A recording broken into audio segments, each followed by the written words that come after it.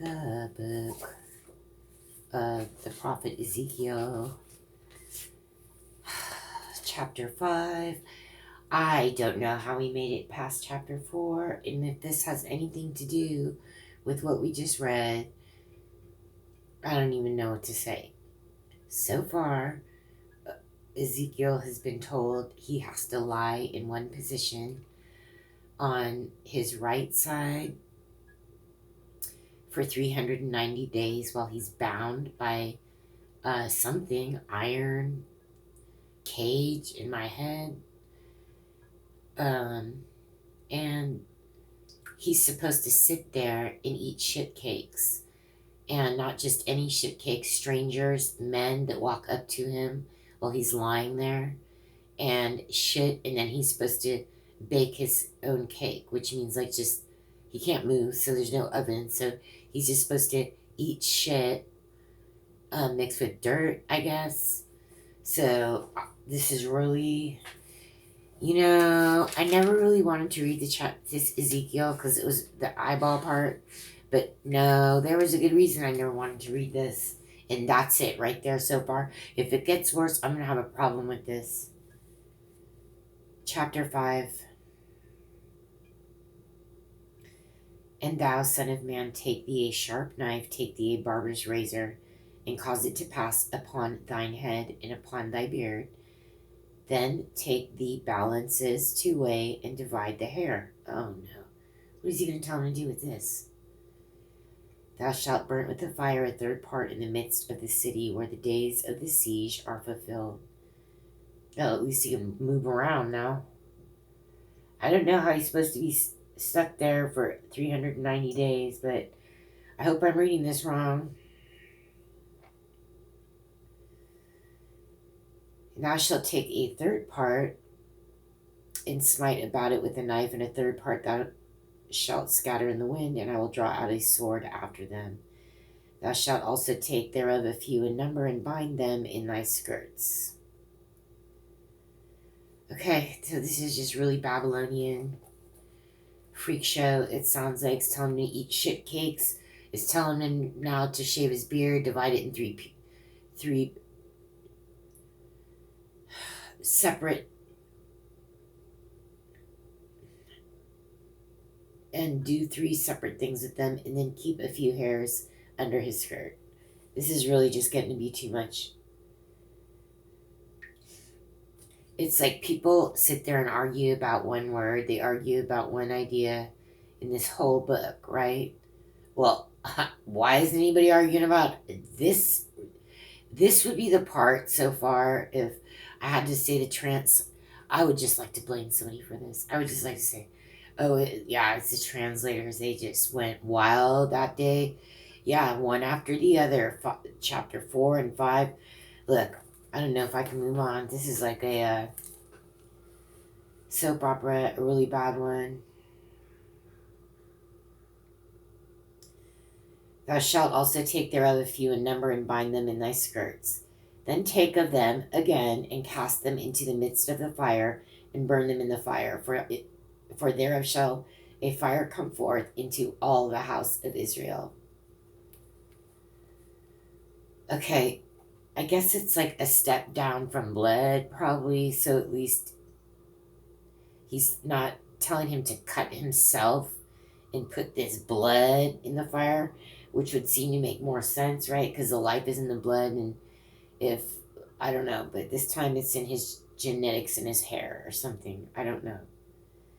But thank God that they could have done that. They could have went that step, but they didn't. Let's just be thankful for that. Thus saith the Lord God, this is Jerusalem. I have set it in the midst of the nations and countries that are round about her, and she hath changed my judgments into wickedness more than the nations, and my statutes more than the countries that are round about her. For they have refused my judgments and my statutes. They have not walked in them. Therefore thus saith the Lord God,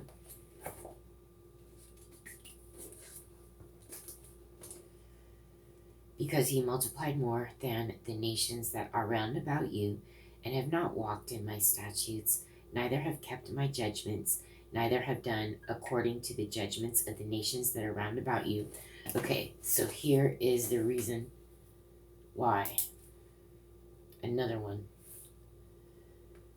You know what it said? This one is not just blaming their behavior and the things they do, the adultery, the weird stuff, but this and just being idolatrous. This says, you know, you're actually larger than everybody around you. So we haven't heard that yet, but that has been said now. So it's not like these are just a tiny group of people just being discriminated against, right? He is saying what is going on. You are complete idolaters, right? Your priests are liars. Your prophets are liars. You do everything you're asked not to do. You don't follow any commandments. We've heard all of that. But this one's kind of important, that there are more of them than any around them. So that kind of lessens the punishment slightly when you see that, well, this was just going to get worse and worse and worse and worse and worse and worse. And he needed to stop it because this is going to become like a worse Babylon, which I guess it has, all of us. But they do mention that for the first time. Therefore, thus saith the Lord God, behold, I, even I, am against thee, and will execute judgments in the midst of thee in the sight of the nations. And I will do in thee which I have not done, and whereunto I will not do any more the like, because of all thine abominations. Therefore the fathers shall eat the sons in the midst of thee, and the sons shall eat their fathers, and I will execute judgment in thee, and the whole remnant of thee will I scatter into all the winds.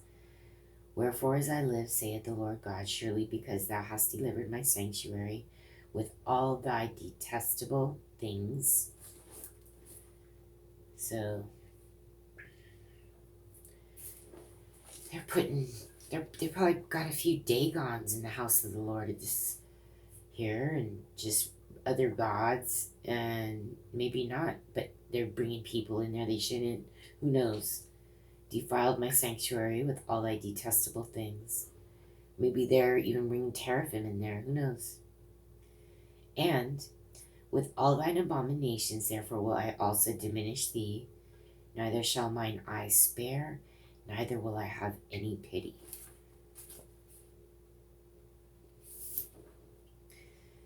A third part of thee shall die with the pestilence. And so that's 1/3. And with famine shall he be consumed in the midst of thee. And a third part shall fall by the sword round about thee.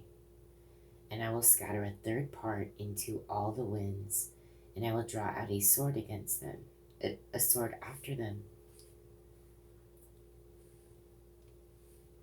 Where'd the other third go?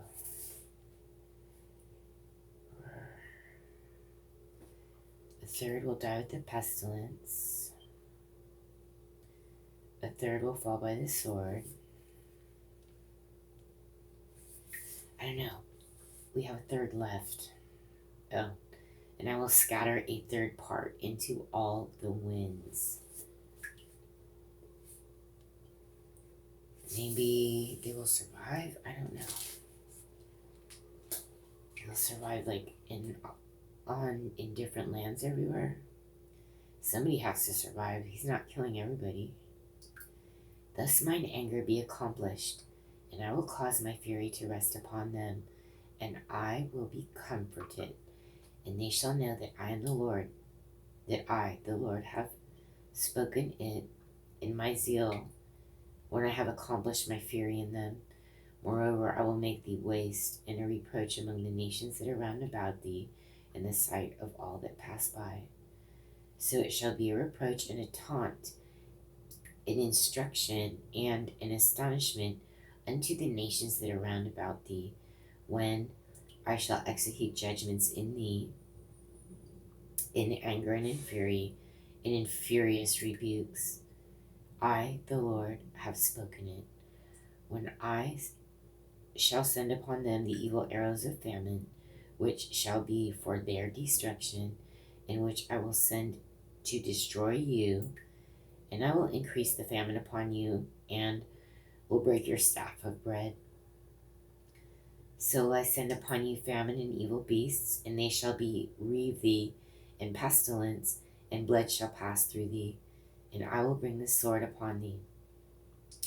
I, the Lord, have spoken it.